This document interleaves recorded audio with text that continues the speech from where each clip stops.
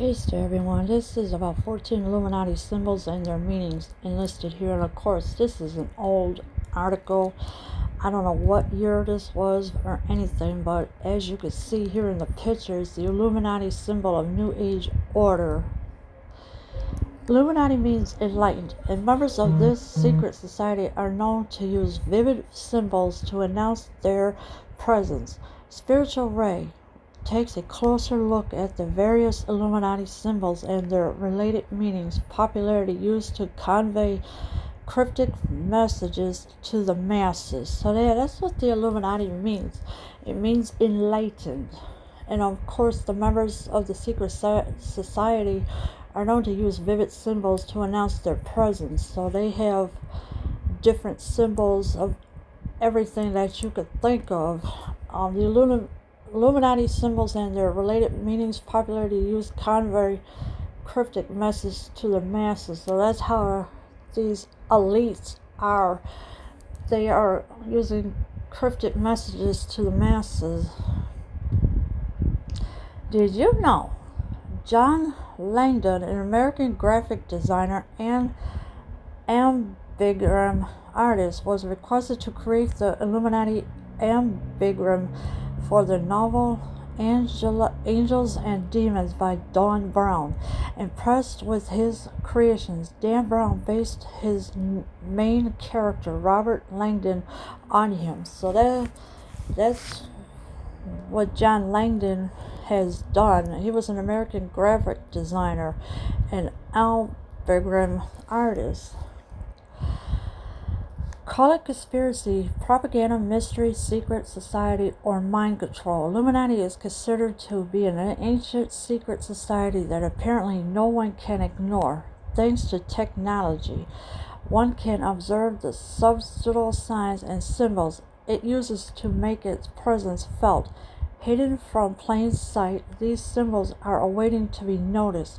Let us take a look at them. So they use hidden symbols that are they hidden from plain sight, so nobody could see them at all because it's kept private. And the Illuminati is considered to be an ancient secret society, so I'm not sure how far back it all started, because I'm not that bright with anything that goes on around too much.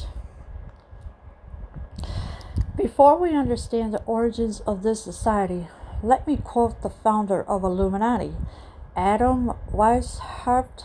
He says universal happiness, complete and rapid, could be achieved by disposing of hereditary rank and riches. Princes and nations will disappear without violence from the earth. The human race will become one family. The world will be the abode of reasonable men. So so you have to understand what the symbols are, but we must have to look at other things first before anything. The human race will become one family. Well, once all these politicians and everything else, all these elites get out of here, then maybe we could all be one. But no, instead they're creating symbols here and there. They're messing up everything and everything else. And of course, God is going to put them in a ring of fire when he decides to know when the world is going to end. These thoughts by Adam Weishaupt clearly indicate his desire for a new approach to the way the world order functioned during those days. I briefed background about him would help us understand this desire in a better way. Adam Weishaupt was born in Ingolstadt, Bavaria, on February 6, 1748. His early education was under the most powerful institute of that time, the Jesuits. The Jesuits had influence over the religious and political scenario of that time, and Adam grew weary of it. When elected as the canon law, Adam wished to change the heavy influence of the Jesuits with his radical and free-thinking age of enlightenment. Philosophies with time, he also became aware of occultism and Hermetism. He thought of becoming a Freemason, but quit the idea as it did not fully satisfy his quest. He soon realized that in order to overthrow the religious and political fundamentals of the Jesuits, he had to form his own secret society with an elite team who believed in his propaganda, and so on. May 1st, 1776, the Order of the Illuminati was founded. Over time, the secret grew with members spanning from different sections of the elite. One of the major influences being the famous and mysterious occultists of that time, Cagliostro. I don't know what that word is, so screw it. Yeah, so he has done everything that he was supposed to do, but he didn't want to become part of that, so he formed his own secret society, and a group of members spanning from different sections of the elite. And of course, the occultism, hermetism, the influence, everything that you could think of that are in here. It was disbanded in the year 1788 by the government for legislative and criminal charges in the true sense. The secret society never disbanded completely. In fact, it spread its tentacles into Freemasonry and Rosicrucianism and influenced America through its founding fathers, who were part of these secret societies. So in 1788, the government has decided for legislative and criminal charges in the true sense. They never disbanded it all completely. Of course, it's spreading like wildfire as it is right now with the elites, because they lie. They use symbols, they use numbers, letters, anything you could think of that they use. Throughout ancient times, man has invented symbols to describe a concept or idea better than words.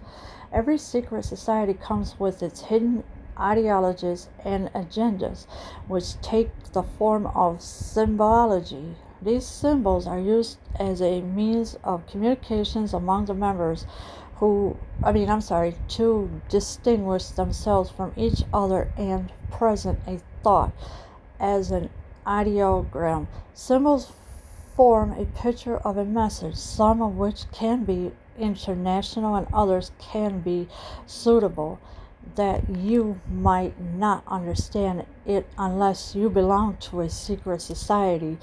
So it is really bad. These symbols are used as a means of communications among the members of distinguish themselves. So that's how they identify themselves, by using symbols, handshakes, and everything else. After its inception and disbanding, the Illuminati merged with the Freemasons, which is a society that uses numerous symbols. Thus, the use of symbols came into being for, e.g., the El Diablo handgun is a Freemason symbol. They worship the horned goat god Baphomet. It symbolizes a salute to their fellow Masons. A large number of symbols and numerals come from the occult, such as the pentagram. Numerology is the use of numbers to denote things. Philosophies and people such as 666, which is the sign of the devil. So these Illuminatis, they've been using the number 666 as their sign of the devil. And of course, the Baphomet is as a god, the goat god Baphomet. It symbolizes a salute to their fellow Masons. So that's how they know when they're around. This insignia was adapted by Adam Weishaupt, the founder of Bavarian Illuminati, during his foundation on May 1st, 1776, which is symbolized at the base of the pyramid as Roman numerals. The Latin word novus ordo seclorum simply means a new order for the ages. The secret agenda on which Illuminati works is to create an elite one world government that will mobilize the distribution of power and money under its control. So again, the insignia was adapted by Adam. I'm just going to say the first letter of the last name, Adam W. Let me put it that way. It was during its foundation on May 1st, 1776, which it symbolizes at the base of the pyramid is Roman numerals. That's what it has. And of course, the distribution of power and money under its control. And of course, as you can see here, is the eye on top of the pyramid of what it is. This is on a dollar bill.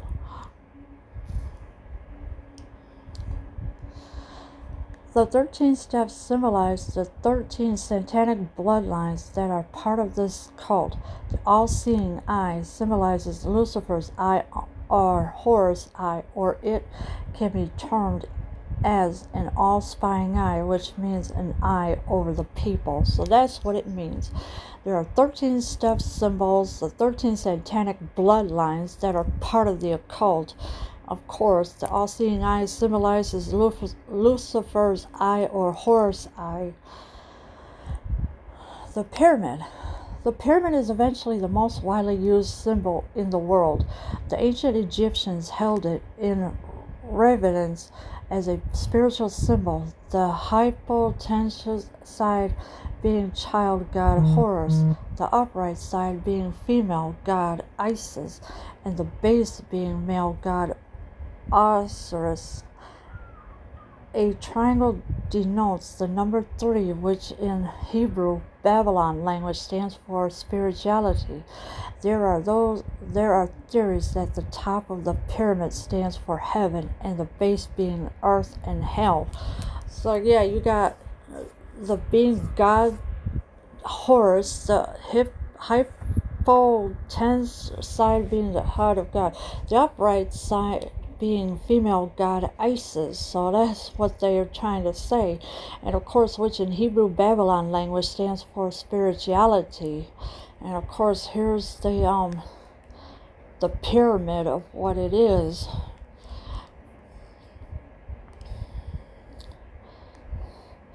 According to occult beliefs, a single triangle is used to summon spirits or demons during a ritual, hence making it very revered.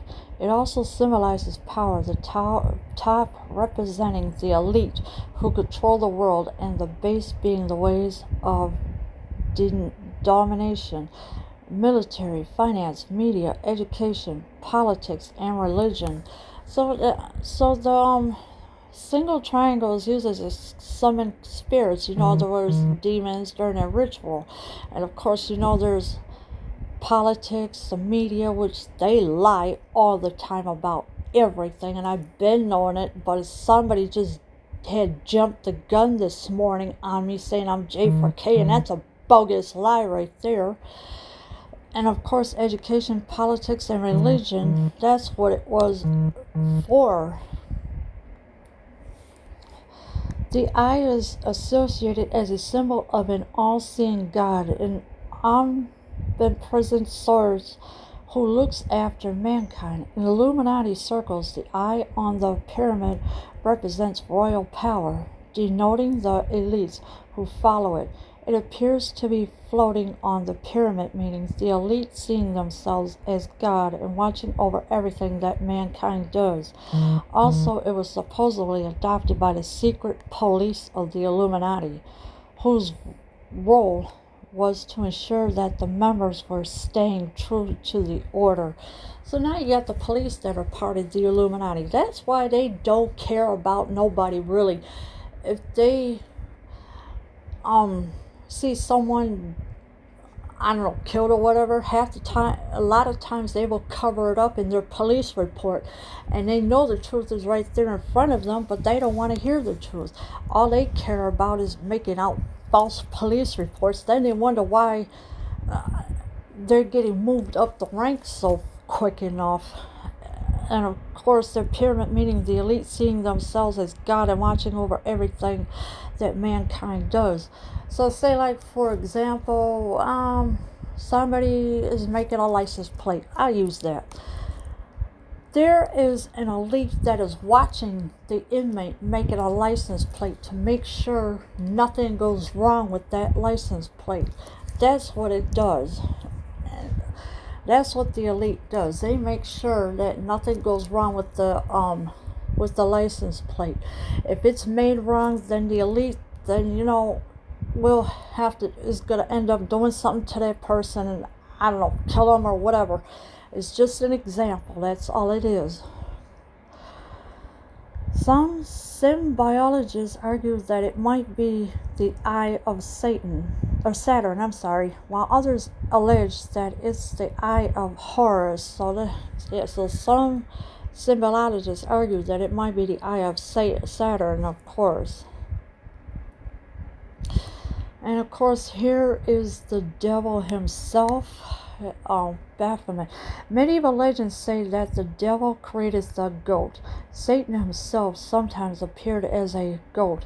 In modern times, Baphomet, the goat-head horn god, symbolizes occultism, witchcraft, and Satanism. The origin of Baphomet, a pagan god, can be seen in various ancient religious sources. So, religious sources, I guess they use the goat sign as well, but mostly the paganism, like Christmas, Thanksgiving, Easter, they're all pagan holidays.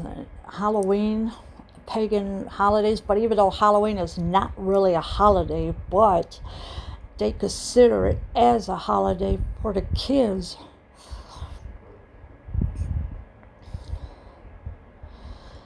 It was mainly popularized by the Knights of Templar, who worshipped it as their deity and widely used it as their rituals. In 1867, French occultist Eliphas Levi, in his book Dogme, Rituals de la Haute Magie, included a drawing that would become the most famous depiction of Baphomet. It embodies the culmination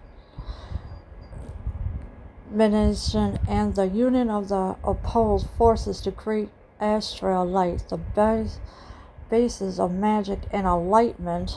So that's what it was used for. The French occultist Eliphas Levi, in the book Dogme, and of course is included a drawing that would become the most famous depiction of Baphomet. And of course, here is the 3 numbers that the devils use: 666. Popularized from the book of Revelations in the Holy Bible, the number of the beast, 666, is denoted as a symbol of Luciferism and occult worship. It significantly adds up to the name of the sun gods, worshipped in many pagan religions. It has been secretly displayed in astrology by occultists for a very long time, hidden from plain sight. The hand sign OK, which is a representation of 3 sixes in a row. It's used to prominent music and movie celebrities. So yeah, celebrities, music, they all have have the number 666 in there. And of course, with the music that is now, of course, they talk about sex, drugs, killing somebody allegedly, and everything's calling women the B word and everything else. And here's the devil's horn, and as you can see here in the picture, the guy is using the devil's horn symbol that he's doing with his hand. The El Diablo, or the horned head hand sign, is a satanic salute or recognition to members of Satanism and other unholy groups. It was popularized in the 60s by the founder of the Church of Satan, Anton LaVey, who spread it to the masses through rock musicians who were into Satanism. Today it is treated as a hand sign for rock. So yeah, so this guy is definitely using a hand signal for the horn that he's doing. And it was popularized in the 60s by the founder of the Church of Satan. Of course, I'm not going to get into that part because there is an article about it. But the El Diablo, or the horned head hand sign, is a satanic salute of recognition to members of Satanism. That's what it is. The pentagram, and as you can see here in the picture, is the pentagram that the elites use as their sign of something. An esoteric symbol or positively, but when turned upside down by 180 degrees, it turns into a negative symbol of cultism. The early Christians used the positive right side up pentagram to symbolize the 5 wounds of Jesus, the 2 spikes on his hands and feet, and the spear wound to his side. The occultist turns it upside down as a sign of mockery to Christ and to represent their opposite views. So yeah, the early Christians, they would use the positive right side up pentagram to symbolize the 5 wounds of Jesus. And of course, Jesus was nailed to the cross because he was being accused of something that, I don't know. So the Romans, they decided to hang him on the cross. In the meantime, the occultists turned it upside down as a sign of mockery to Christ and to represent their opposite views. So that's what the elites do. They don't worship Jesus at all. The elites, no, they don't worship Jesus. They may come out and say, oh, they do. No, they don't, because they are liars and everything else. So the elites are the liars. In black magic, it is called the footprint of the devils, or the goat of Mendes, as the inverted pentagram looks like a goat's head in Freemasonry. It symbolizes Satan's goat of the Sabbath. So that's what it is. It's black magic. It's called the footprint of the devil, and that's what these elites are doing. They're using it as the footprint, the goat of the Mendes, as the inverted pentagram looks like a goat's head. That's what it looks like. Here's the eternal flame. Here's a picture of it, of what the eternal flame is. In a code, it symbolizes the light of Lucifer. The Illuminati always leave an occult signature when they carry out an event, or whenever anyone is killed by the Illuminati, either by ritual or through an elaborate plan. Their grave is usually adorned with an eternal flame, a prominent example being the memorial Princess Diana. The memorial has an eternal flame at the Ponce de Alama tunnel in Paris, where she died. And so Princess Diana has an eternal flame. When she had passed away, I don't know if they buried her or not, so I wasn't there.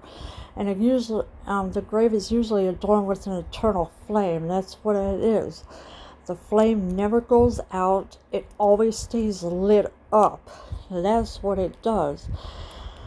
The memorial has an eternal flame at the Ponce de Lama tunnel in Paris where she had died. So when the car crash had happened, she passed away.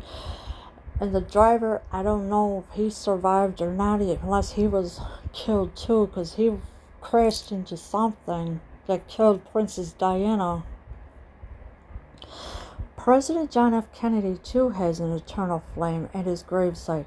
Also, it represents the secret society's immortality and eternal establishment. So John F. Kennedy also has an eternal flame at his gravesite as well. And it represents the secret society, immortality, and eternal establishment. And of course, all these elites, they're aliens. They're not really for us. They lie. That's why you never see them in church or anything like that. Next one is the owl. And of course, as you can see here in the picture, is the owl with orange eyes. This symbol is derived from the Roman goddesses Minerva as a representation of wisdom and knowledge. The Illuminati see themselves as the elite wise who can rule the world through their knowledge and wisdom. They focus on the learning method of significant inquiry and reasoning, and so have the owl as its symbol. So they have the owl as its symbol. The symbol is derived from the Roman goddesses Minerva, which she is Athena to the Greeks as a representation of wisdom and knowledge. So the goddess, they have all the knowledge and everything else. And of course, the elite wise also can rule the world through their knowledge and wisdom. So whatever they're talking about, you just have to try to figure it out and decode it and just look at it beyond their knowledge.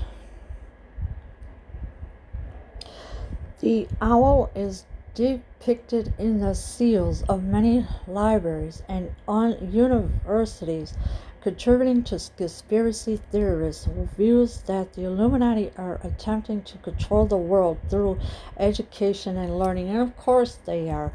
That's why with these schools, they don't tell you everything, the truth.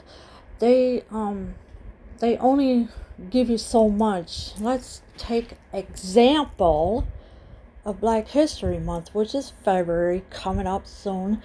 They don't tell you everything about Black History Month. They don't. They just give you bits, pieces here and there, and that's all they give, but they don't go deeper than what they're supposed to be.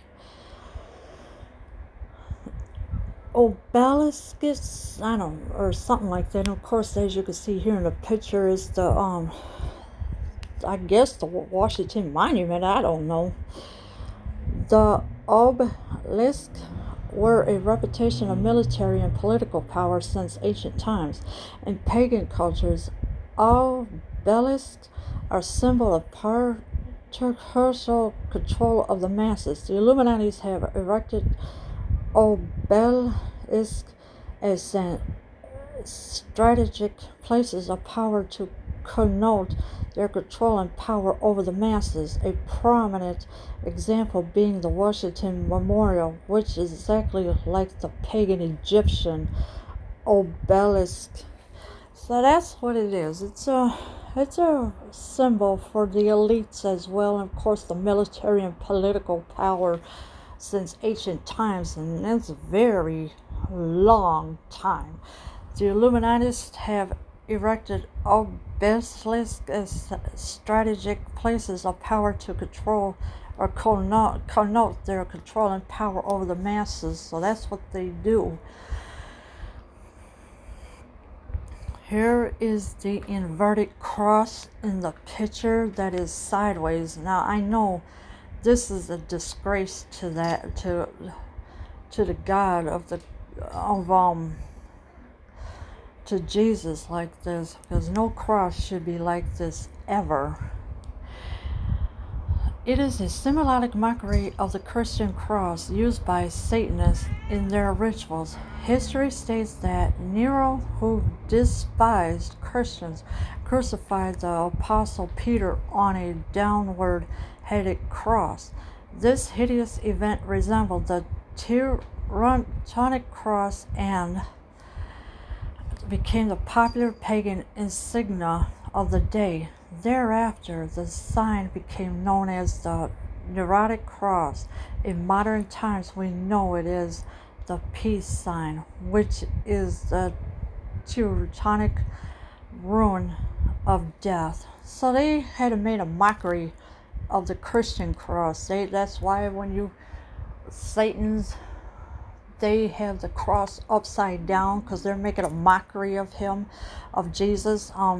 They made this cross sideways. That's another mockery of the Christian cross. And it's really disgusting what they're doing to these people. I mean, they have you believe in everything, but I never believe nothing that goes on, really, because I know it's all a lie. I've been knowing about a certain person that don't exist. I'm not saying who, but and a pagan insignia of the day, that's what it is, became a popular pagan insignia of the day. So that's what it was.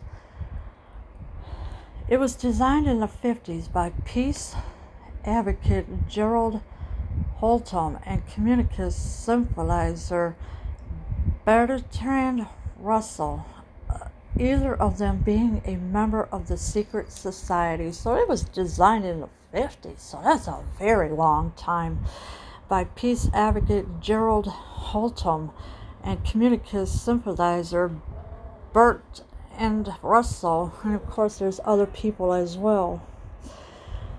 Here we have a monarch, butterfly, a bird cage, and an umbrella.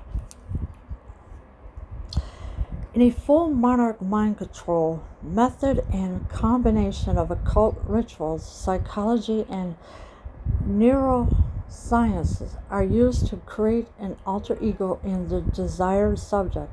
The subject is termed as slave, and the one controlling it termed as the handler. It is believed that these slaves are used by the Illuminati elite to deliver messages, rituals, performance, etc. So that's why I do these videos on R. Kelly, because he's a handler. He lies. He tells the girls what they can and cannot do. He tells them they're not allowed to eat. They're not allowed to go to the bathroom. They're not allowed to look at other men. This is what R. Kelly is doing and that's why he's a handler and a puppet, because he's part of the Illuminati. And I'm getting tired of people not believing me, saying that, this. And as for these three here, the subject is termed as slave, and the one controlling is termed as the handler. So that's what it is. This mind control programs such victims to severe abuse in order to create programmable individual personalities, which can later be triggered when needed.